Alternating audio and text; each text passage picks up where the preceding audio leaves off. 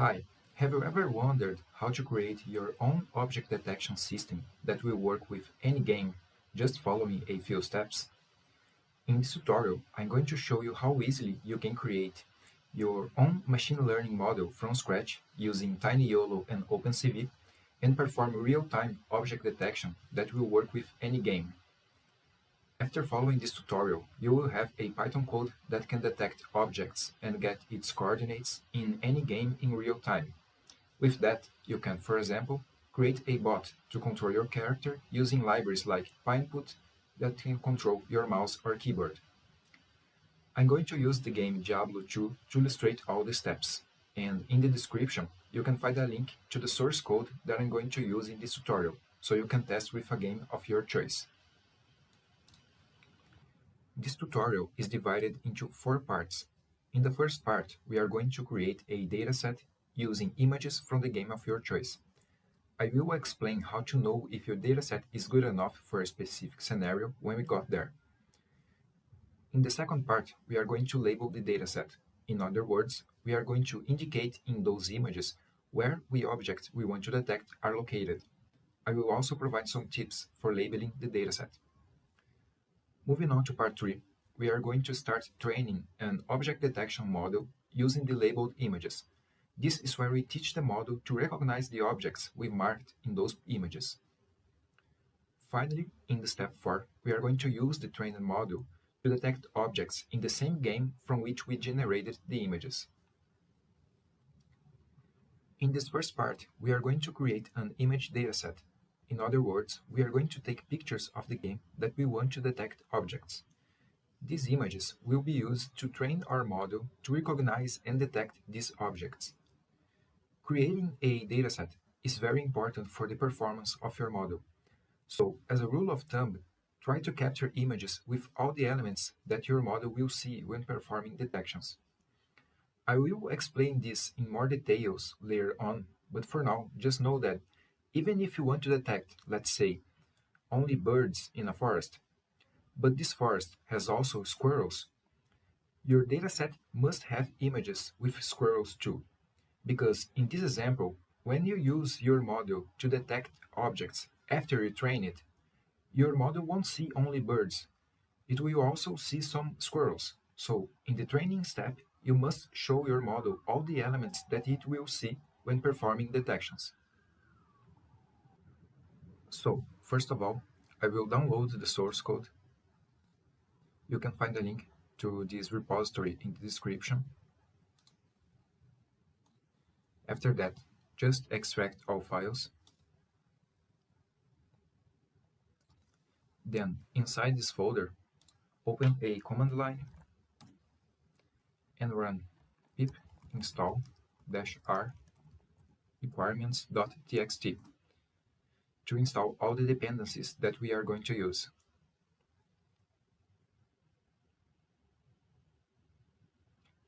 After that, just run Jupyter Notebook space dot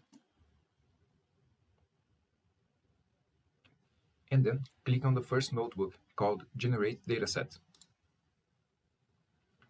In this first notebook, we have the code for creating a dataset.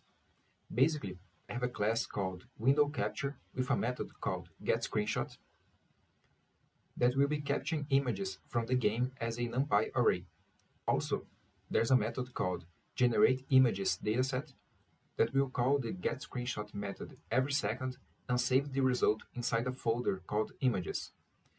Now, run the first 2 cells to import the dependencies and create our window capture class.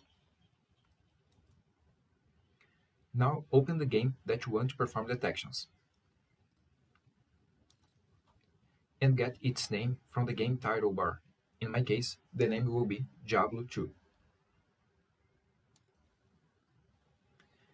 Now set the game window name on this variable and run this cell. If you go into the project folder, you will see a new folder called Images. And each second, a new image from your current game screen is being saved there. So our dataset is being created. I will start moving around to try to capture all the elements on this environment.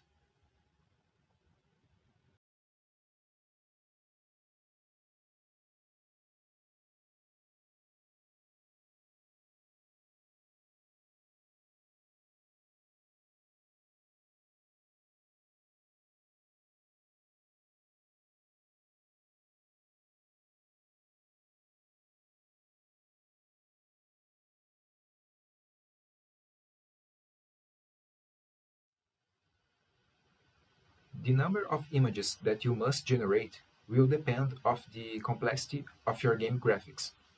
For this 2D game, I will use about 300 images.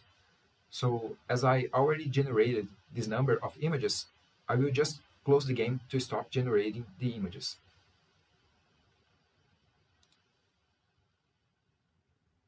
After generating the images, we are now going to label these images.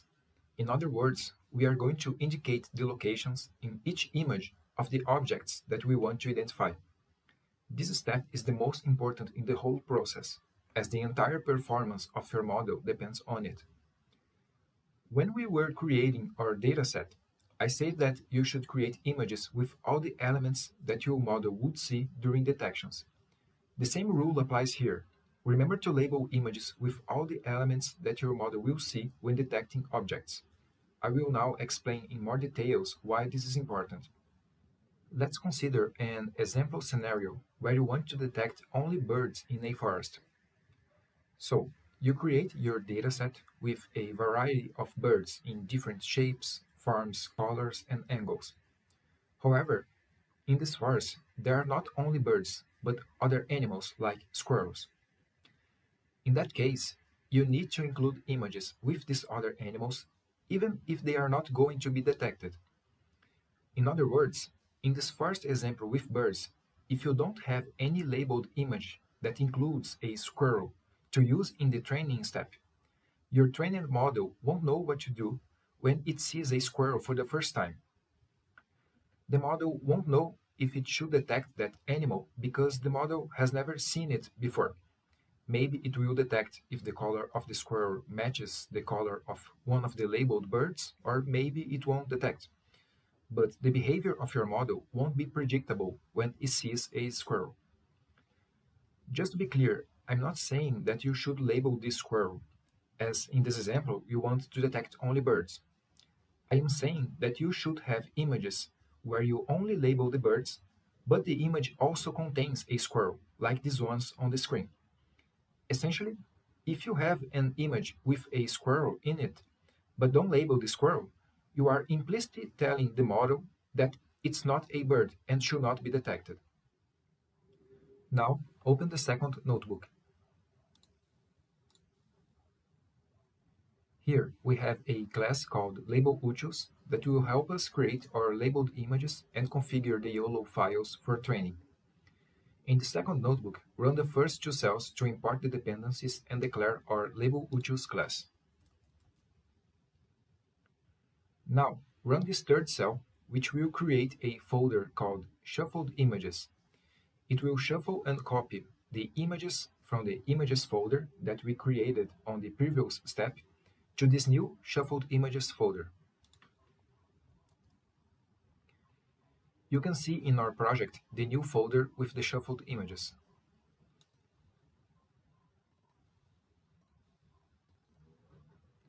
This step is needed because with that you will cover a lot of scenarios if you don't label all of the images that you created on the previous step.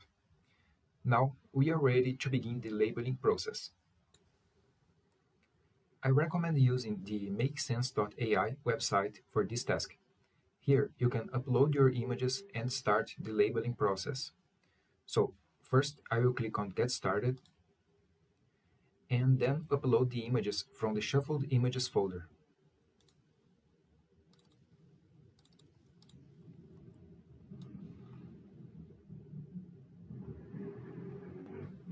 Now I will click on Object Detection, and now I will define the labels. Pay attention to the order that you will insert the labels. as you will need to insert these same names and in the same order in the code later on. I recommend ordering them alphabetically. This is really important, so I suggest that you take note now of the names and the order that you are going to use for these labels. In my case, I will detect two enemies, the Fallen and the Zombie, so I am going to insert these two labels here.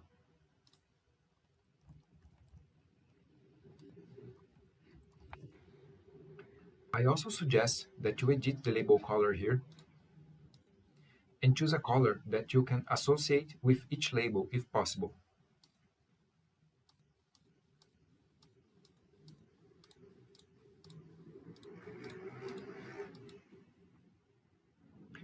Now, click on Start Project.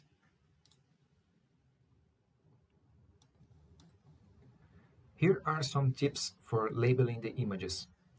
First, you don't have to label every single image. Instead, select the images where the object you want to detect is clearly visible. Skip the images that don't contain the elements you need to detect, or if they are not clearly visible, for example, if they are mostly hidden behind a tree. And remember, your labeled dataset needs to include all the elements that your model will see when it performs detections. Second, keep consistency during this part. If an element you want to detect is partially visible in an image, decide whether you are going to label it or not. If you label partially visible objects in some images, but not in others, this will confuse your model and reduce its accuracy and performance. And third, keep in mind that the quality of your labeled dataset, which includes covering a lot of scenarios, maintaining consistent labels, and avoiding mistakes like mislabeling or omissions, strongly affect how well your model will perform during object detection tasks. So, now I'll start the labeling process.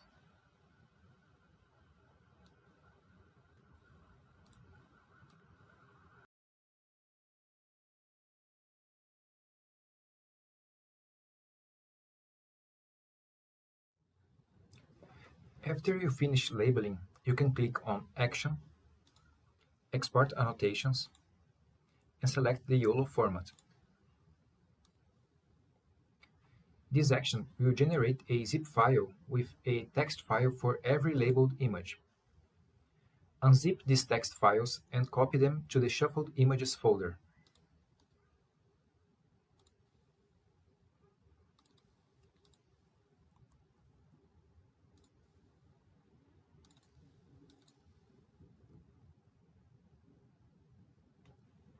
Now, still within the second notebook,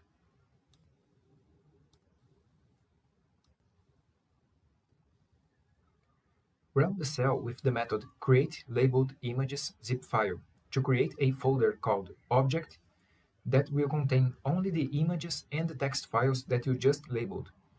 Also, this method will zip this folder and copy the zip file into the YOLO v4 tiny folder. This zip file with the labeled images will be used in the next step for training your model. Now, in this cell, enter the same names of the labels you entered on makesense.ai. In my case, it will be two only, Fallen and Zombie.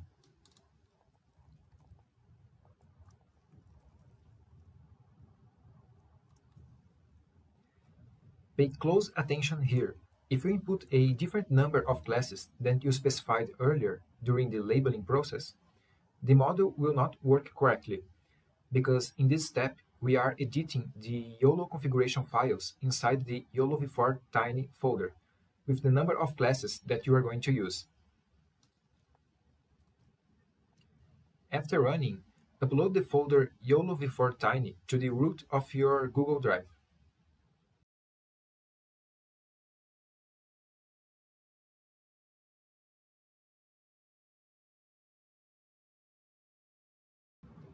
And now we are ready to start training our model. On this third part of the tutorial, we are going to create and train our object detection model using the images that we labeled on the previous step.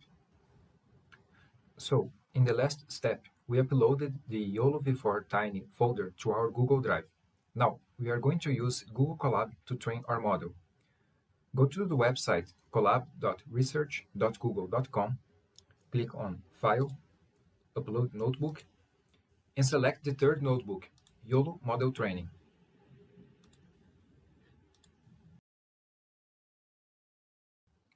Now, let's begin the training of our model.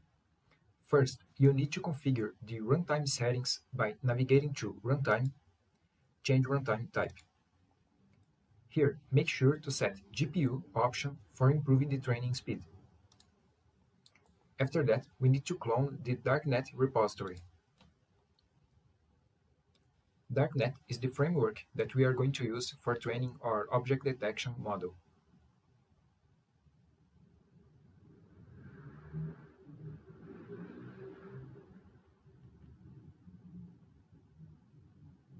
Now, run the cell to connect to Google Drive, where we have stored our configuration files and label images in the folder YOLO v4 Tiny.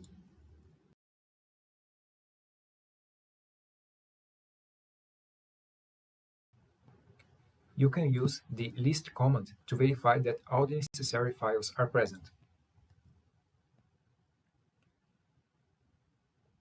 Next, run the cell to update the Darknet makefile to enable GPU usage.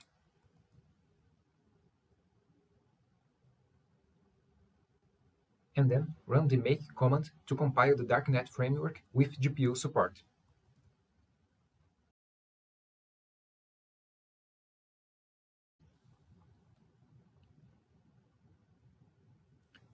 After that, run this cell to remove some configuration files from Darknet that we won't be using.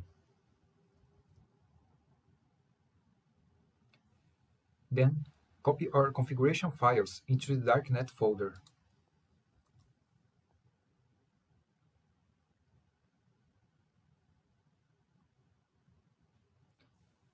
Lastly, we are going to run the process.py script, which will partition our labeled images into separate training and test datasets.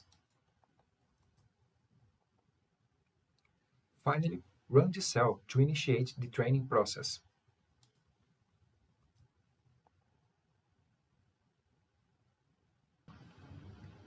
This command will use the labeled images we created earlier to train a model how to detect objects based on our annotations.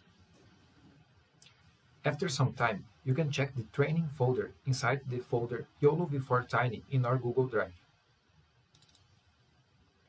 The command we just executed will produce some weights that is basically our trained model. You can start using these partial weights and jump to the last part of the guide, but I recommend waiting for the model to complete its training. After a few hours, the command will finish its execution. The weight file named YOLO v4 Tiny Custom Last Weights represent our fully trained model. Now, download this file and place it in the root directory of our project, in the same folder as the notebooks.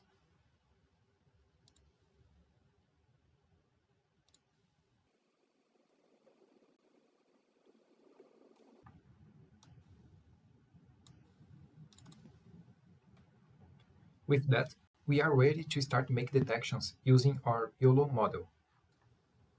Now, we are on the final part of this guide, and everything is ready to use our YOLO Object Detector. Basically, we are going to use the model we just created to perform detections on the same game that we used to generate the dataset. So, open the last notebook, YOLO OpenCV Detector. You will find the window capture class that we use to generate an image dataset. And also, there's the image processor class, which will open our YOLO model using OpenCV, and it will display the detections in a new window and provide the detections coordinates in a list for further use. In more details, this class image processor has a constructor that loads our YOLO model using OpenCV and get the class names used during the labeling process. It also has a process image method responsible for receiving an image from the window capture class and passing it to our model to perform detections. There's also a getCoordinates method that receives the YOLO model output and format it into a list containing the coordinates, x, y, width, and height, and the class of the detections for all the identified objects in an image. Additionally, there's a method called drawIdentifiedObjects that takes this formatted output and display it in a new window, and this will allow us to see the model's performance.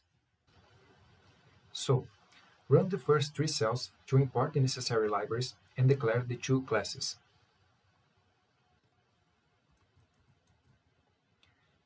And now, start the game that you used on the first step.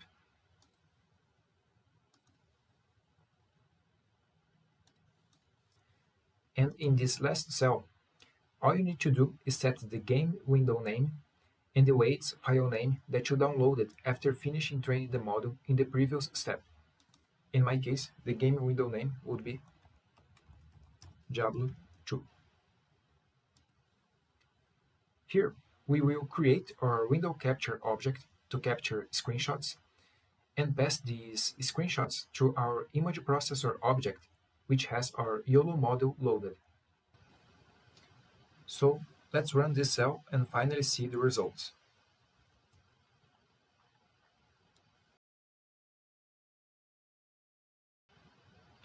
Here we can see that we were able to identify the monsters correctly. I didn't use a very large dataset, so it may make some mistakes sooner or later, but with about 300 images, we already have great results. So that's it for this tutorial. I hope you enjoyed and that it can help you with your own machine learning projects using Python. As you saw, the biggest effort would be to label the images. The rest is just run some Python code. And if you have any questions, please leave a message below. And if you use this guide for your own project, please get in touch with me via comments or find me in LinkedIn. I would really love to see your results too. See you next time.